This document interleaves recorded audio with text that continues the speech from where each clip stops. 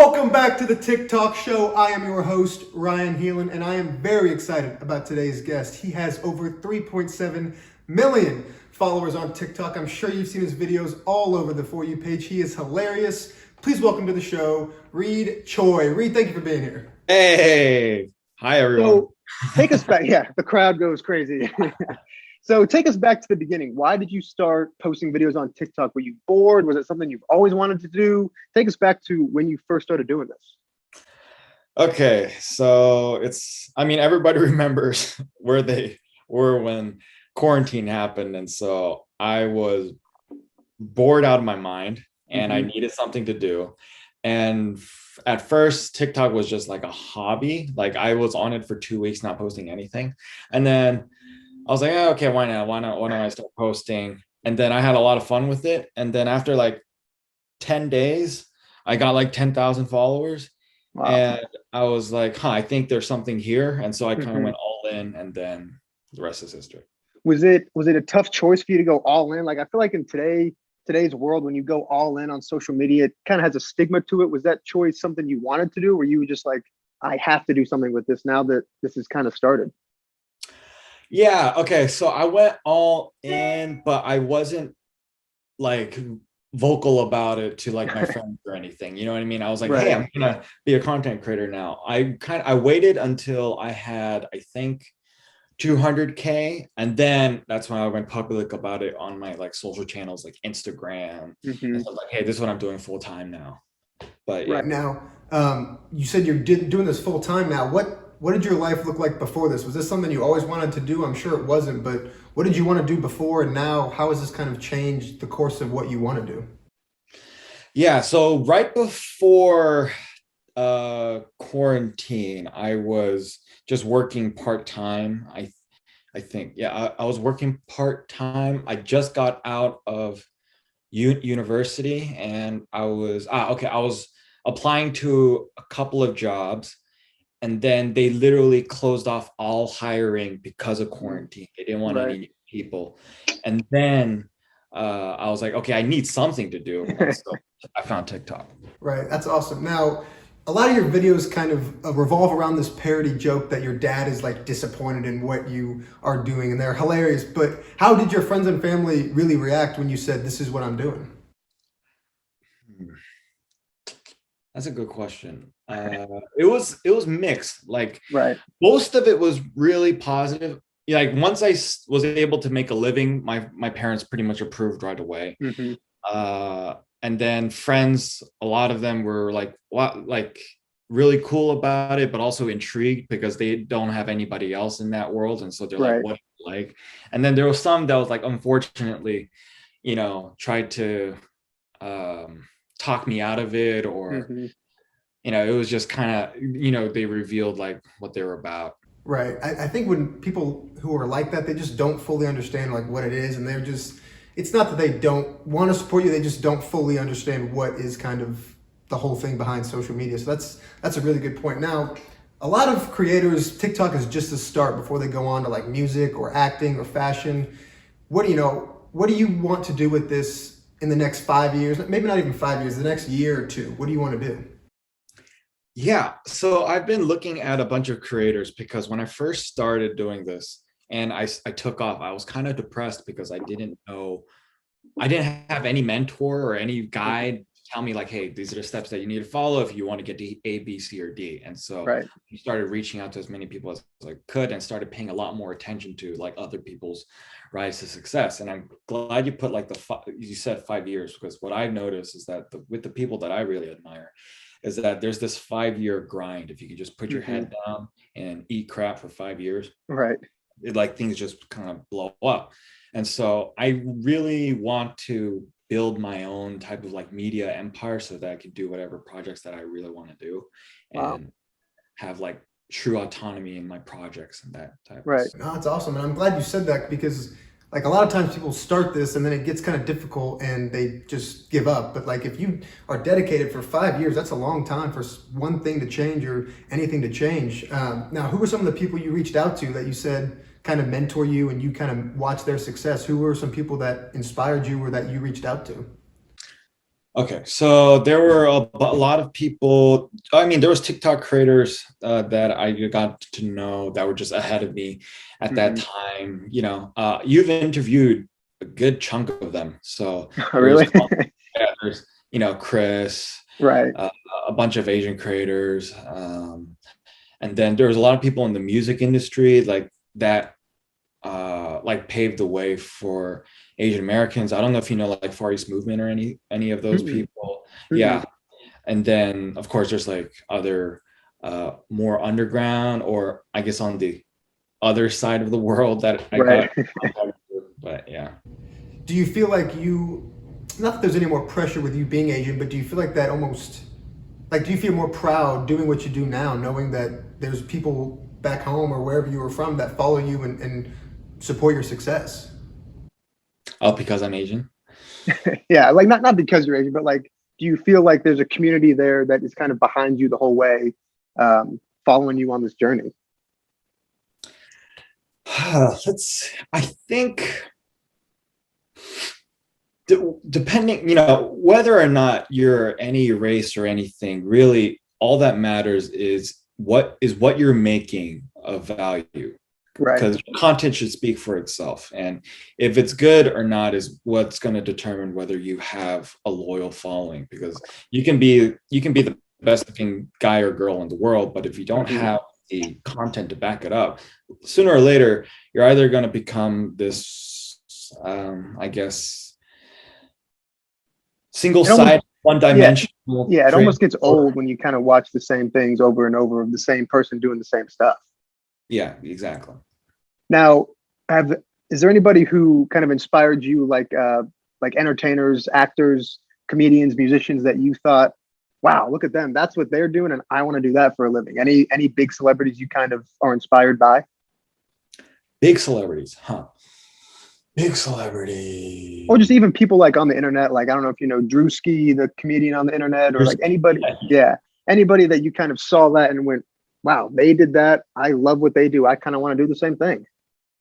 Yeah, I'm fascinated by anybody that's able to create their own like world with their own, Hmm. like, just like layers of creativity.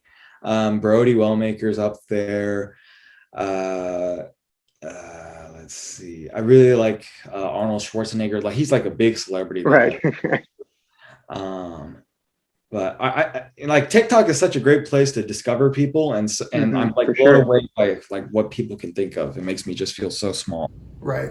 I know. Now, you said you want to kind of create this multimedia space.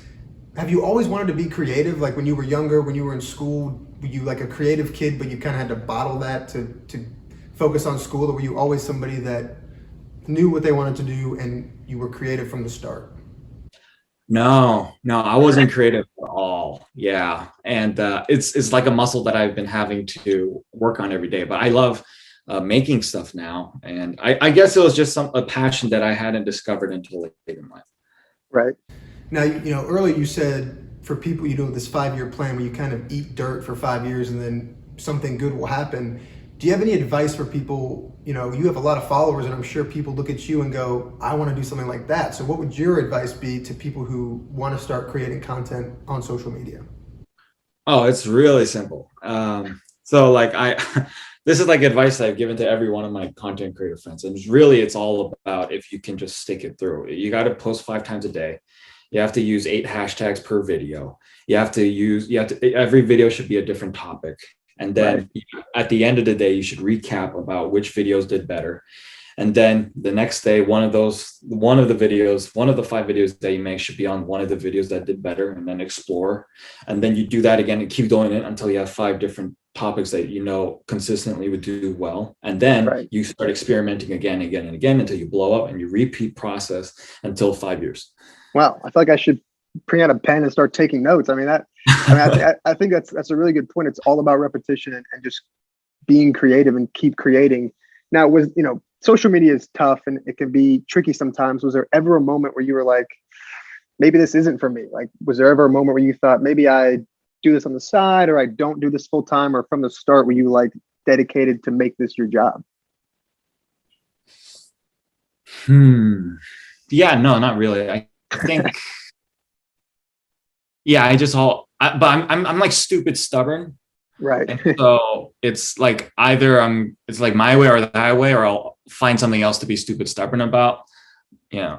Yeah, no, I get that. And What like about you? Were you ever like that?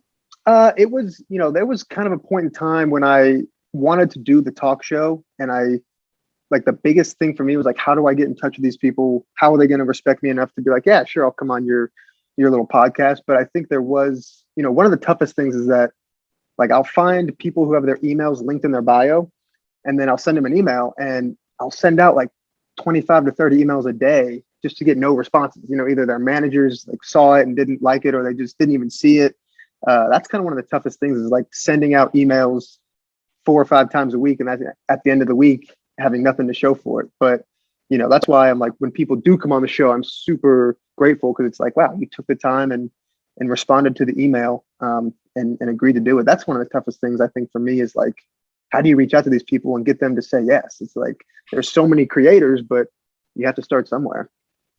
Well, when I was looking at your page, it was like pretty multifaceted. It was like a lot of topics. So Right. is this the main thing that you do, or is like what other content do It's you funny, make? like, so when I first started doing it, I was doing like a little parody of a talk show. This was early quarantine, and they were doing okay. They weren't doing that well, so I decided to branch out, like you said, and do more topics and other parody videos, and those kind of blew up and got me a following. And so then I was able to mix the two. Like, this is what I want to do at the end of the day, like host a talk show for people on TikTok. But I think like getting there, for a while I was so like telescope focused on doing it this way that I wasn't branching out. So when I decided to branch out and it started working, I was like, okay, like maybe TikTok could be a place for sketches and other things like that. And then YouTube is where you do the interviews. You know what you need to do? What's up? So like when it comes to like with your type of content, you're really good at asking questions and making the interviewee feel listened to, but you also need to have something that is interactive, replicable, and there should be a, what is this called? Elevation? No. Yeah. Rising action. Increase. Like Hot Wings, right? Yeah. It Yeah. gets spicier and spicier and spicier. But Oh, something right. that you can do with like me, that Mhm. I'm sorry, I'm just like brainstorming here, but it's No, I something that love would it. be a lot more fun. I might actually pull out a pen and start taking notes for real.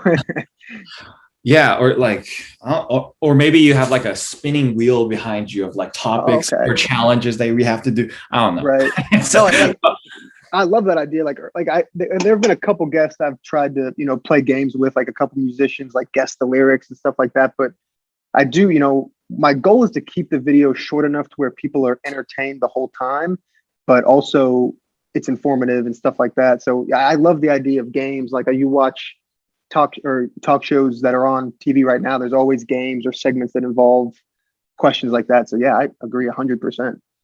and one thing that can apply to everyone, or something that everyone can relate to, is like, what if like for every interviewee that you have, like what if you went through their social media or like Instagram or TikTok, and then you try to find like some type of like through your brain, what do you see that not everybody else will see, that you can pinpoint out that might be okay. an interesting question, or like a funny topic, like can you explain this face, or Right.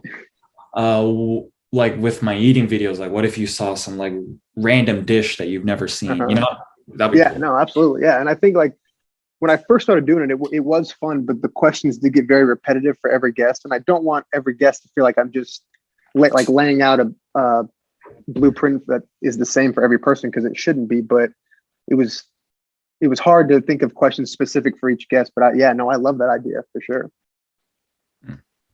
Now, is there anything you want to leave us with? Go ahead and link your social medias, anything you want us to remember about you, so when you're big and famous, we can look back and be like, remember when he said this? He told us it was coming. Oh, okay, I like that. Make a prediction.